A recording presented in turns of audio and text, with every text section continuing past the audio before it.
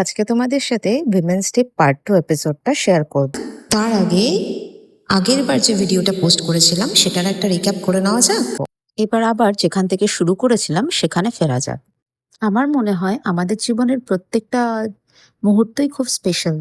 মানে একটা মেয়ে জন্মের পর থেকে তার বড় হয়ে ওঠা, তার নিজের পরিচয় বানানো, তারপরে একটা অন্য ফ্যামিলিতে যাওয়া বিয়ের পর, সেখানে গিয়ে আদব কায়দার সাথে মানিয়ে গুছিয়ে নেওয়া বা নিজের একটা অস্তিত্ব সেই জায়গাটাতেও রাখা, এগুলো সবটা মিলিয়েই আমাদের একটা লাইফের it's a kind of a battle, যে যেটাকে অনেকেই আমরা ওয়েল ব্যালেন্স ভাবে করে নিতে পারি। ইনফ্যাক্ট আজকাল আমরা স্বেচ্ছায় চুজও করতে পারি whether we should get married or not, whether we want kids. যখন আমরা জেন্ডার ইকুয়ালিটি নিয়ে এত শোরগোল করে থাকি, তখন এটা মনে হয় না যে উইমেনের পরে এম্পাওয়ারমেন্ট কথাটা কেন এখনো বসে আছে? Aren't we already empower? আমরা তো ক্যাবিনেট মিনিস্ট্রি স্পেস থেকে শুরু করে অপারেশন সিন্দুর সবেতেই আছি। তাই আমার মনে হয় every day we should celebrate our victory.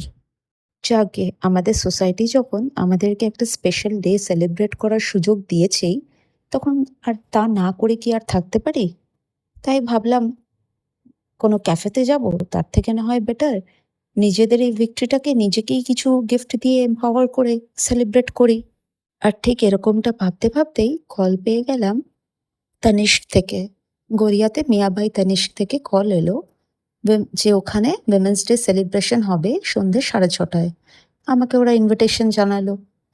তো আমি ভাবলাম কাজের শেষে বাড়ি বসে ল্যাদ না খেয়ে চলেই যাই, ওদের সাথে গিয়েই সেলিব্রেট করে আসি কিছুটা মুহূর্ত, আর সাথে নিজের জন্য একটা কিছু কিনেও নিয়ে আসি।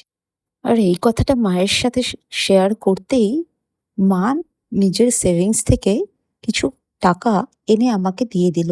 দিয়ে হঠাৎ বলল, যা, এটা দিয়ে তুই তোর উইমেন্স ডেটাকে সেলিব্রেট করে আয়, আরো স্পেশাল বানিয়ে আয়, নিজের জন্য স্পেশাল কিছু নিয়ে। আমার তরফ থেকে একটা ছোট্ট গিফট তোর জন্য। যথারীতি প্ল্যান মাফিক হাজির হয়ে গেলাম তানিষ্কে। আর ওখানে গিয়ে কেক কাটিং করলাম, প্রচুর খোঁজাখুঁজি করলাম, প্লাস কেক খেলাম, খেয়ে একটা আংটি নিয়ে বাড়ি ফিরলাম।